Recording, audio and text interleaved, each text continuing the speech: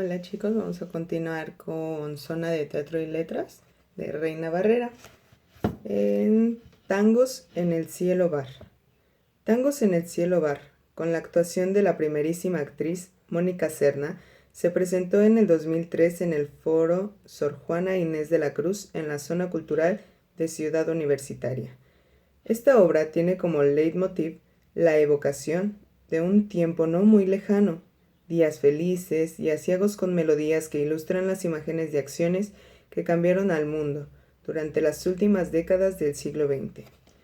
Una obra de teatro como esta reúne en sí tanto ideas como sentimientos que conforman discusiones, temas donde las opiniones coinciden o bien aquellos que dudan, discuten y arriman argumentos en contra, tales como la guerra, la represión o la discriminación hacia las mujeres. Pero también habla del amor, de cómo una mujer es capaz de expresar sus sentimientos amorosos por el ser amado. Mónica Serna interpreta en una misma mujer a muchos personajes de diferentes épocas, de situación social, edad o condición.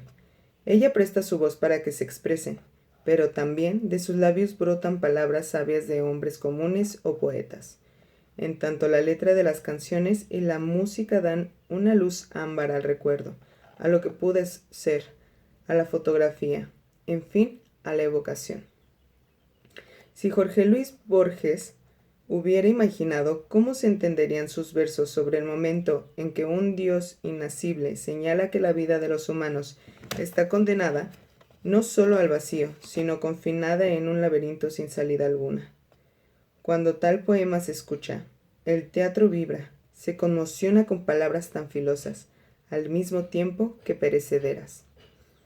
En el Cielo Bar, la actriz va de una emoción a otra, de la tristeza ante la ausencia de la persona amada, como ante el diálogo íntimo entre los amigos o la diatriba contra los enemigos de la humanidad, contra aquellos que engañan o llevan a la violencia y la muerte a los pueblos en la guerra. De pronto, las risas invaden el ambiente, así como sus ademanes que se abren en un abrazo universal.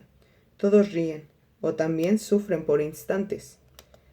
¿Así se acercan las almas en un templo?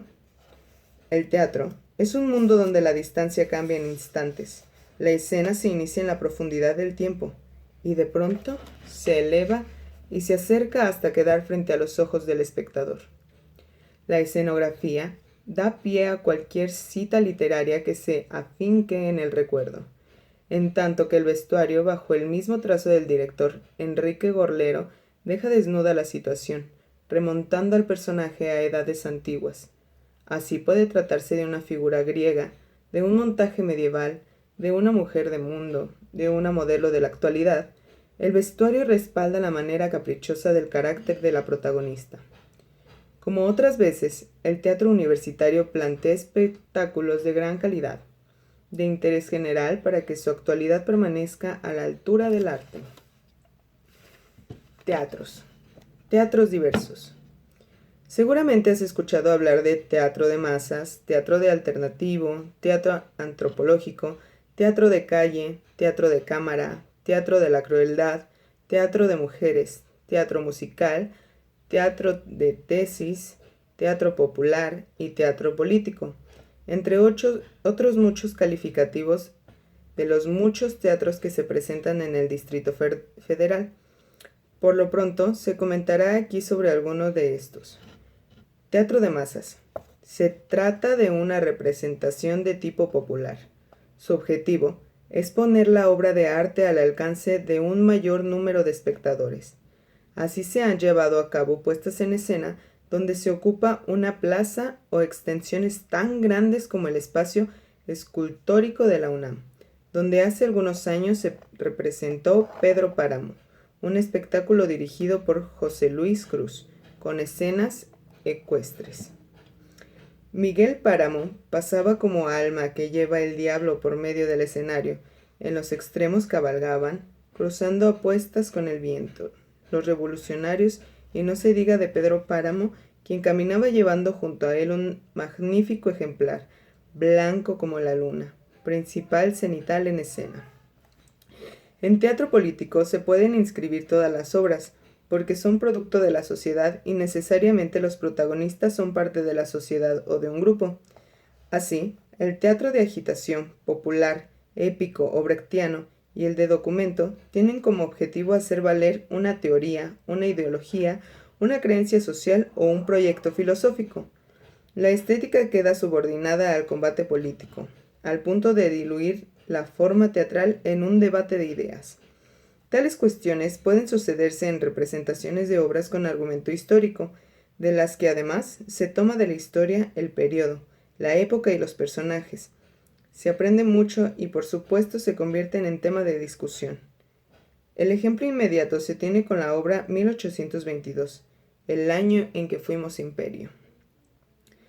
Obra que se presentó en el Teatro Juan Ruiz de Alarcón bajo la dirección de Antonio Castro y protagonizada por Héctor Ortega y Mario Iván Martínez, entre otros actores y actrices que interpretaron a los personajes de principios del siglo XIX.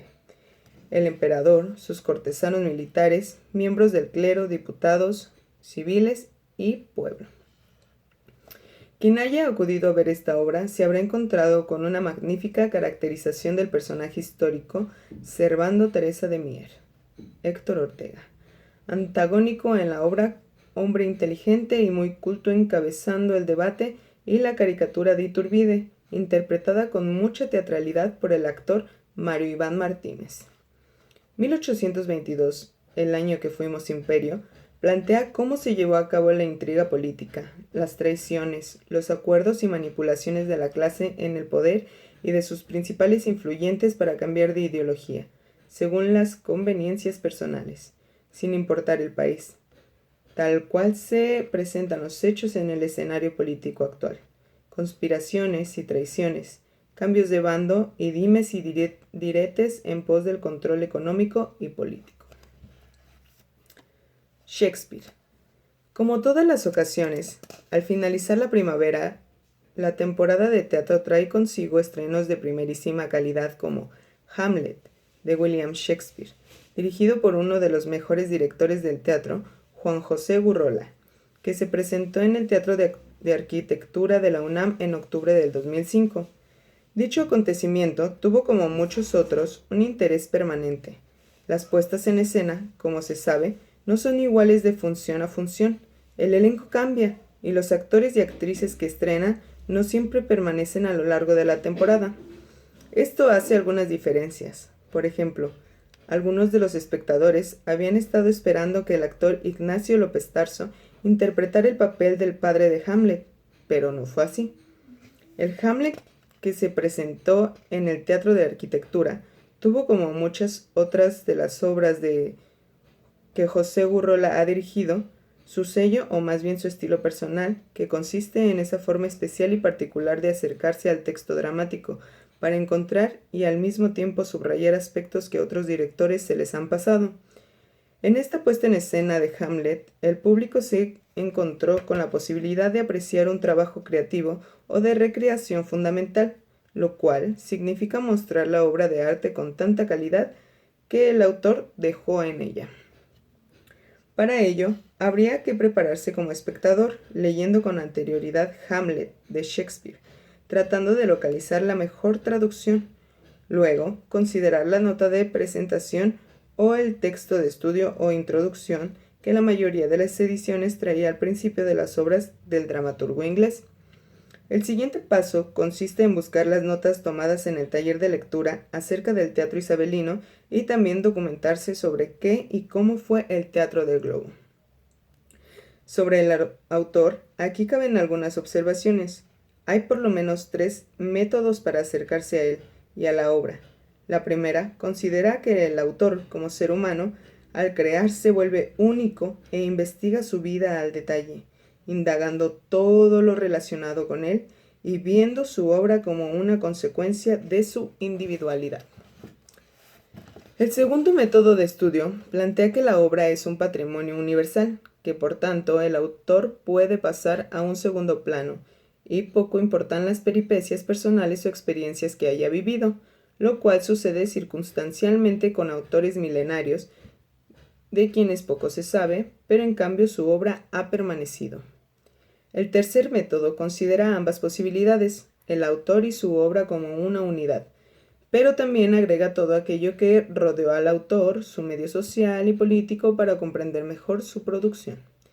Como se ve, los métodos para conocer, analizar y valorar la obra de arte son positivos y ayudan a esclarecer el fenómeno de la validez y trascendencia de la obra y de la capacidad de su autor.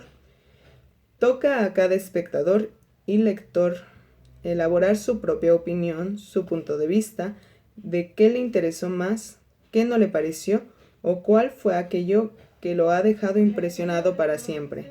Se recomienda a los espectadores jóvenes que escriban un breve comentario en sus respectivos cuadernos de notas. Es costumbre guardar los programas de mano.